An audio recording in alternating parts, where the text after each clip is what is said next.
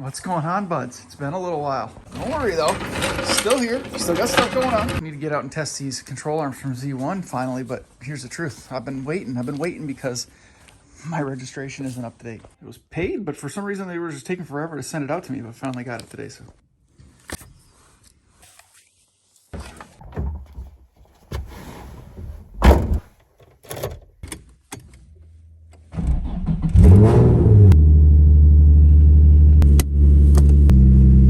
First thing I'm noticing is that weird clunking noise and the kind of the squeaky, clunky, weird noises at slow speeds. It's been eliminated. Obviously, we were dealing with those trash ball joints from those crappy Godspeed control arms, but people have some valid concerns about the Z1 Motorsports upper control arms, but let me put those to bed for you.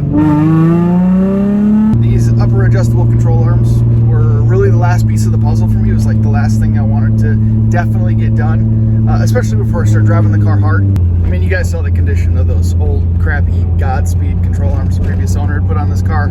Those ball joints were in rough shape. Okay, the car's way too loud to film in there. I'm just making sure these are nice and greased up now. A lot of people will express concern about these though, because you have to disconnect the knuckle from the forward portion or the front portion of these control arms to adjust the camber. All this gunk, by the way, is from the old ball joints leaking, and I tried to scrub this off with a wire brush and cleaner and it still doesn't come off, so don't pay attention to that. But I say it's a valid concern because it does take a little bit of effort, or would take a bit of effort if you had to make several adjustments. But the idea is to not have to make that many adjustments. Somebody commented on my installation video on the short version of it and stated that they had to take it off 6 times, make 6 different adjustments in order to get it right. But guys, the goal is to not have to do that. So how I did it with these and how you could do it with your factory setup is to take measurements.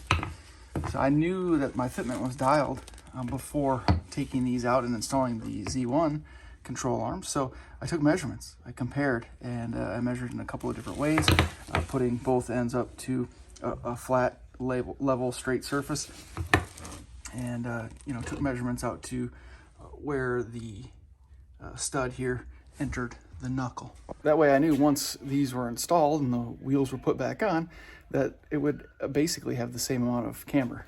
Now we're obviously going to want to take this in for an alignment, but just looking at it and driving it and running down the road with it, I can tell that car feels essentially just like it felt before.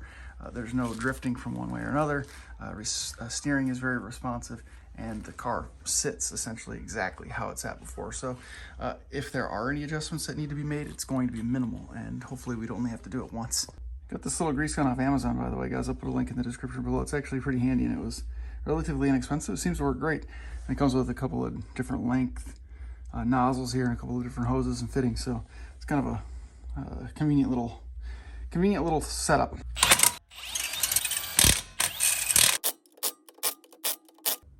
Sick. Now I got exactly what I was looking for out of these control arms from Z1 Motorsports. First of all, I got rid of that creaking, crunching, groaning noise that I was getting from the crappy Godspeed ones that had been installed previously. But I also got peace of mind knowing now that I can push the car harder in corners, take it to the mountains with no worries, hit the tail of the dragon, and really push the car and not worry about a ball joint failure or just a weld failure or anything like that. These are a good chromoly hardened steel. They're made from high quality materials from a reputable company that we know here in the United States, and they specialize in Nissan Infiniti platforms. So, having that peace of mind is very, very valuable in my opinion. We all know that Z1 is a reputable company. They make high quality products, and I certainly appreciate the support that Z1 has showed this channel over the years, but I'm not going to be a Z1 fanboy and say that these are the best adjustable control arms that you can get for a 350Z or any Nissan or Infiniti car for that matter, and I don't think they would say that either. These are supposed to be a high quality upper adjustable control arm at a decent price point, and they are. They check all of those boxes. They're like $350. You can spend an additional $30 and get the race version. Check out their website to see what that entails. But the configuration is set up so that you can get adjustment from where they mount at the vehicle and also out at the front. So you have a wide range of camber adjustment, and the geometry is as such. So you have a little bit of an additional camber, which allows for straight tracking, gives you more stability in a straight line at high speeds, and it just gives you better feel in the steering wheel. The next step, of course, is to get this car out on the twisty roads and really push it and see how we feel about the overall setup, because really these control arms were essentially the last piece of the puzzle in terms of getting the car dialed. So suspension is done, braking is done, you know, those supportive components like sway bars and end links, and new control arms up front, and adjustable control arms in the rear, and tires and seats, harnesses, everything is set up for this car to be pushed at the track. And I'm feeling really good about it. So, but that brings us to the real question. Are these Z1 Motorsports adjustable upper control arms worth it? Like I said, they really do check a lot of boxes. High quality materials from a reputable company here in the United States at a really decent price point.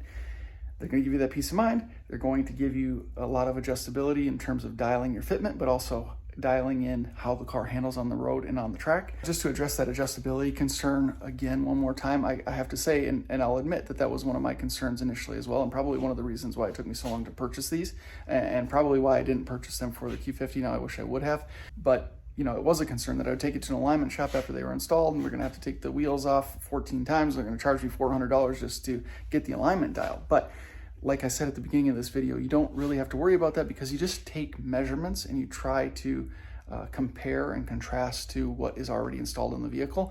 And that should give you an idea of how you need to adjust them while installing them. And then ideally, you take it to an alignment shop and it doesn't need much adjustment at all. They can take the wheel off, disconnect the knuckle, make a small adjustment, and then you should be dialed. But if you have adjustable control arms already installed in the car like I had, and you're just upgrading to the Z1s, you can take measurements based on your current fitment and determine what you need the settings to be. So like I said, I took measurements with the Godspeed ones that were already installed. I knew exactly the length that they needed to be when I put them in. So once they're installed, the car is already sitting exactly how it was sitting before. Now, if you're still on factory control arms and you're putting these in for the first time, you can sort of eyeball it and kind of get an idea of what kind of camber you want on the car compared to what it's sitting at from the factory. And that should give you an idea as well. And again, if you're at a decent alignment shop that's experienced in setting track alignments, for example, they're probably going to have a good idea of how far in or far out they're going to have to take the adjustment to get you where you need to be. So hopefully, you know, you won't have to have this 5 or 6 attempts at making adjustments. That's absurd. Whatever shop that guy went to, I don't think knew what they were doing. So there's got to be better shops out there. So back to the real question at hand. Are these Z1 Motorsports upper adjustable control arms worth it for the 350Z, 370Z, G37, Q50 for that matter? Yes, I'm definitely going to say they're worth it. They're a great price point, high quality materials, and easy to install. I should have said at the beginning of the video, they're much easier to install than I had thought. I wish I wouldn't have waited so long to install them on the 350Z. I've had them sitting around for quite a while now, and I wish I would have installed them on the Q50. Now, I love how that car sat, and the fitment was dialed. It looked great, handled perfectly, but I could have just dialed it in just to the millimeter, and it would have been even better. So pumped to have them on the 350Z. The car looks great now. Certainly it handles good, and from what I could tell on the street now, we're going to get the alignment dialed, and then we'll hit the road.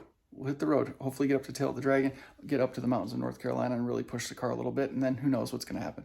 Maybe we'll sell it, maybe we'll keep it, we'll see. But let me know in the comments if you'd be interested in purchasing this car. Again, it's got a ton of stuff done to it, and it's really well set up right now. If you guys have any questions about these adjustable upper control arms from Z1 Motorsports, let me know in the comments below. I get to every single one of them as quickly as I possibly can. And of course, you can always reach out to Z1 themselves. They got good customer service. They'll set you up right. With that, I think that is about it for this one. I appreciate you guys watching. Thank you for the continued support up to this point. More stuff coming for the channel, so I hope you guys will stick around and subscribe if you haven't already. Appreciate it very much. We'll see you next one.